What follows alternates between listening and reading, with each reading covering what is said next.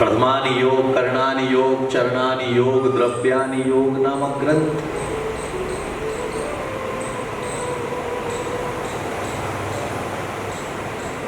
इसीलिए श्रावकों के लिए जो आज्ञा है वह श्रावक धर्म का पालन करे, और मुनि के लिए जो आज्ञा है वह मुनि उसका पालन करे। दुर्गति का पात्र केवल एक ही नहीं होगा,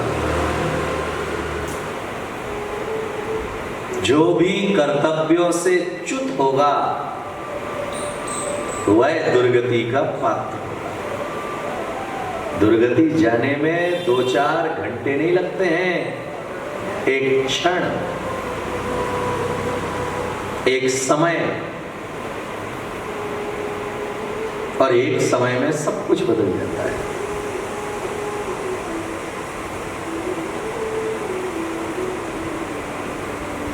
मैंने एक दिन एक घटना सुनाई थी कि एक मुनिराज रास्ते से गुजर रहे थे। रास्ते में खरबूजे का ठेला था, उसकी सुगंध उनकी नासिका तक पहुंची। तो मुनिराज के मन में विचार पैदा हुआ कि काश ये खरबूजा मुझे खाने के लिए मिल जाता। खाया नहीं, केवल विचार मन के अंदर पैदा हुआ। वह विचार पैदा होने मात्र से उन्हें निदान बंद हुआ और मर करके उसी खरबूजे के कीड़ा बने।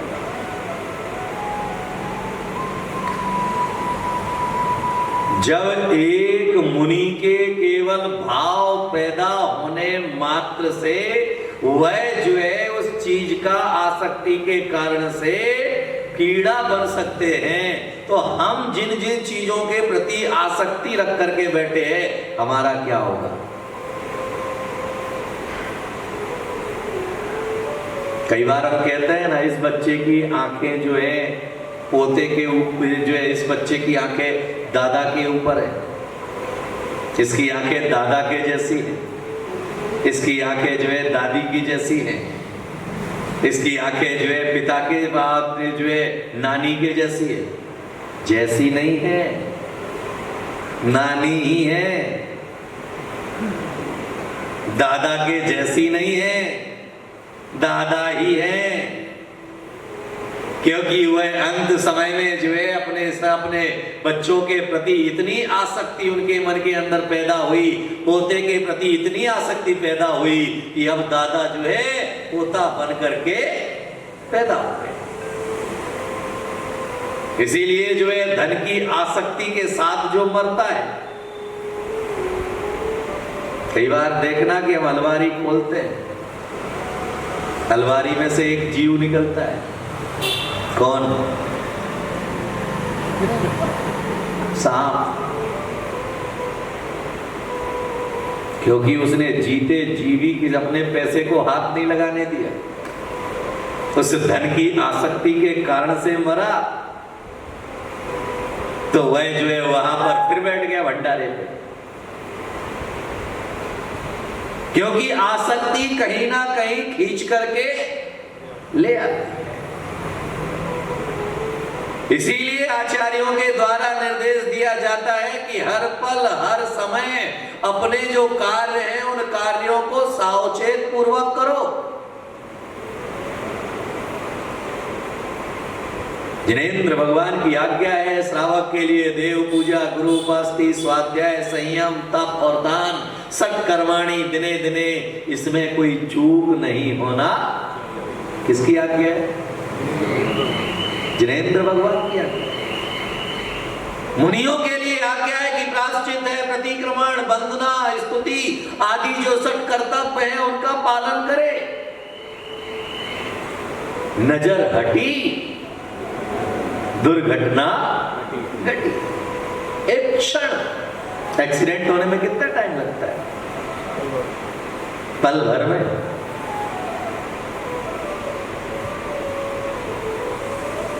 इसीलिए इनसे कहा जाता है क्योंकि आज शुद्धोपयोग तो नहीं होगा, लेकिन शुद्ध उपयोग की जगह शुभ उपयोग जरूर हो सकता है।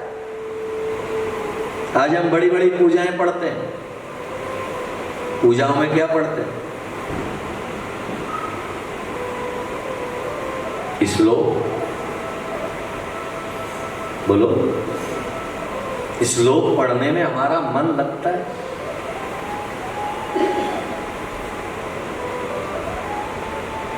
बोलो, नहीं लगता। लेकिन वह श्लोक दिए किस लिए? तुम्हारे मन को लगाने के लिए। ये 6 चीजों को अलग अलग आचार्य को देने की क्या जरूरत पड़ी? कि जब इसमें तुम्हारा मन ना लगे तो ये कर लो। भगवान की पूजा में तुम्हारा मन ना लगे तो गुरु की उपासना कर लो। गुरु की उपासना में मन ना लगे तो भाई तुम जो है स्वाध्याय कर लो। स्वाध्याय में मन ना लगे तो अपने हाथ से, बोलो, दान कर लो। अलग अलग रास्ते इसलिए दिए गए क्योंकि तुम अलग अलग रास्ते में किसी भी एन केन प्रकार ने अपने भावों को शुभ बना सको। आप किसी भी तीर्थ पर जाना तो तीर्थ पर अलग अलग वेदियां मिलेंगी, आपको एक वेदी नहीं मिलेगी किसी भी तीर्थ पर। क्यों? क्योंकि हर व्यक्ति के पूजा करने का तरीका अलग अलग है। कोई नाच करके पूजा करना चाहता है, कोई गा करके पूजा करना चाहता है, कोई जो है शांत बैठ करके पूजा करना चाहता है। तो अलग अलग वेदियां बना दी कि भाई जिसको जिस मर्जी से पूजा करना हो उस मर्जी से पूजा करे, किसी को कोई व्यवधान ना हो। बात केवल का एक ही, शुभ उपयोग की। कौन सा उपयोग? तुम्हारा मन जो है शुभ में लगा रहे। शब्द से ज्यादा महत्व का है तुम्हारे उपयोग का। आरती की थाली तो हमारे हाथ में है, लेकिन उपयोग किधर है? पूजन की थाली तो हमारे सामने है, मगर उपयोग किधर है? ग्रंथ तो हमारे सामने है, लेकिन उपयोग किधर है? प्रवचन में तो हम यहां बैठे हैं, मगर हमारा उपयोग किधर है? फर्क कैसे पड़ेगा? स्थान से या उपयोग से? एक पुजारी सांझ होते ही, क्योंकि सामने एक वेश्या का घर था, वहां से नृत्य संगीत की आवाज आती, तो उसके मन में विचार पैदा होता कि काश मैं भी वहां चला जाता तो कितना आनंद लेता उसका रस, उसके रूप लवण का रसपान कर लेता। और सुबह के समय जब मंदिर की घंटी बजती तो वह वेश्या मन के अंदर विचार करती, मेरा कैसा पाप कर्म का उदय है कि मैं भगवान के दर्शन करने नहीं जा सकती हूँ। काश मैं अगर इस निंद पर्याय में ना होती तो मैं भी भगवान के चरणों की आरती कर लेती। एक जो है मंदिर में बैठ करके पाप कमा रहा है, और दूसरी जो है वेश्या होते हुए भी क्यों? उपयोग। उसका वहां बैठ करके भी उपयोग मंदिर में है, और उसका मंदिर में बैठ करके भी उपयोग। आज हम मंदिर में बैठ करके उपयोग कहां है हमारा?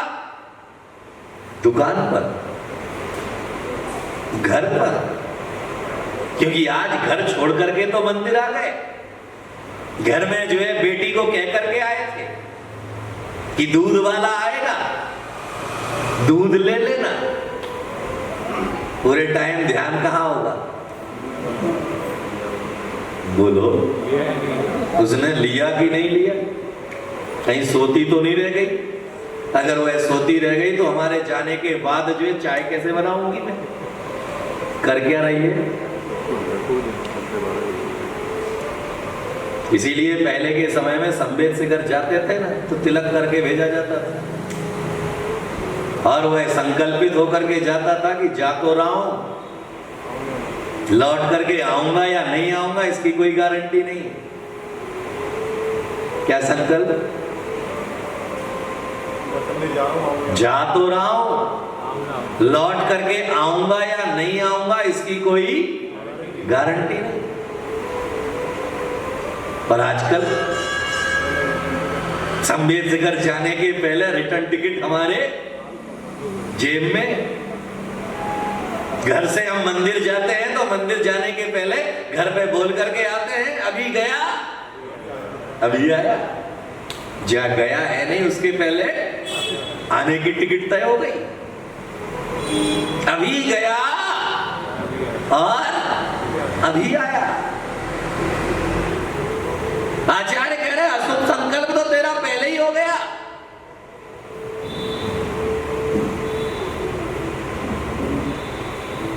इसीलिए जो है उपयोग तो तेरा वहीं पर लगा हुआ है कि मुझे जल्दी से, क्योंकि घर पे कह करके आए 9:30 बजे तक महाराज का प्रवचन पूरा हो जाएगा, मैं 9:30 बजे आ जाऊं। हम 9:30 बजे आ जाऊंगी तो जो है घड़ी पर ध्यान रहेगा पूरा। जैसे जैसे घड़ी की रफ्तार बढ़ेगी वैसे वैसे किसकी रफ्तार बढ़ेगी? हार्ट बीट बढ़ेगी। पीके जैन साहब हार्ट बीट बढ़ेगी। अब वह हार्ट बीट के समय अगर तुम्हारे आयु का बंद होगा तो कहां जाओगे? आप कहां बैठे हो इससे कोई फर्क नहीं पड़ता है उतना। आप क्या सोच रहे हो उससे फर्क पड़ता है। दुकान में बैठ करके आप मंदिर का सोच रहे हो तो आप जो है वहां अगर मृत्यु भी हो जाएगी तो सदगति जाओगे। इसीलिए हम कहते हैं ना कि हम तो जो है नमोकार मंत्र पढ़ते समय दूसरे देवी देवताओं को सर झुकाया। कहा है मैंने तो नमोकार मंत्र को, लेकिन काय से तो तूने क्या किया? नमोकार मंत्र पढ़ते हुए भी अगर अन्य देवता को तूने प्रणाम किया है तो काय से तो तूने मिथ्यात्व का ही बंद किया है। देखने वाले तो वही देखेंगे। इसीलिए उपयोग बदलने के लिए ही स्वाध्याय है, उपयोग बदलने के लिए ही पूजा है, उपयोग बदलने के लिए ही धर्म ध्यान है। अन्य अन्य तरह के कार्यों के द्वारा तुम्हारे मन को धर्म के प्रति मोहने के लिए ही सारे कार्य हैं। लेकिन अगर उन कार्यों में मन नहीं है और केवल गिनती है, पर्यूषण पर्व आता है, एक एक आदमी कितनी कितनी पूजाएं करता है। अरे बोलो 8-10 से कहां, कहीं तो जो है 15-15 भी। क्या 15 पूजा में उनका मन लग रहा है? तो टाइम ही देखते हैं कितना टाइम निकलना। फिर उपयोग का है। आपको 108 बार नमोकार मंत्र का जाप करने के लिए कहा तो 108 मनके पर आपका मन नहीं लग रहा है। लेकिन अगर 108 मनके में से एक भी मनवेके पर तुम्हारा मन वचन काय टिक गया तो तुम्हारा पूरी माला फेरना सार्थक हो जाएगा। पर एक पर भी नहीं टिका तो गई भैंस। पानी में नहीं जाएगी तो कहां जाएगी भैंस?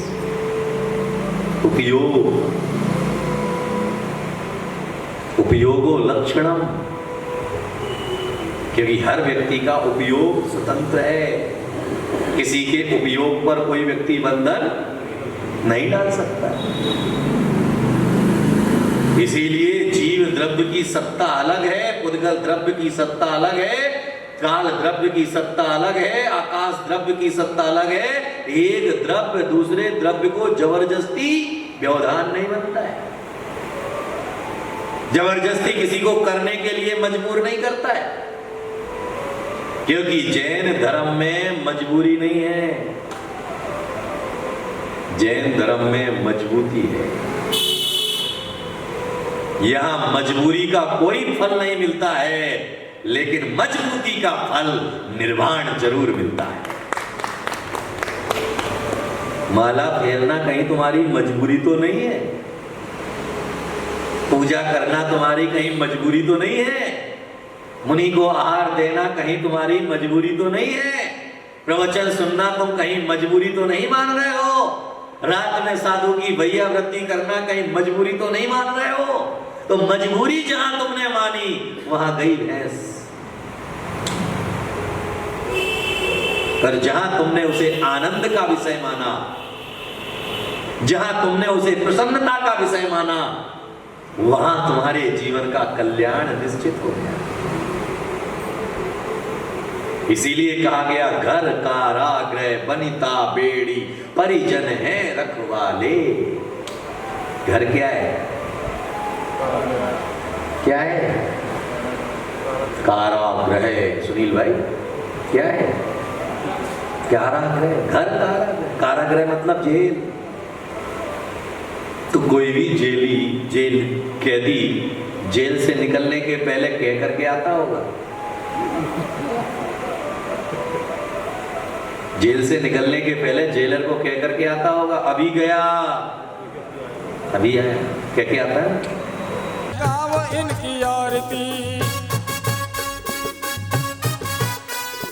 आओ हम कुर्ती, हो एक टक निहार कर गाव इनकी आरती।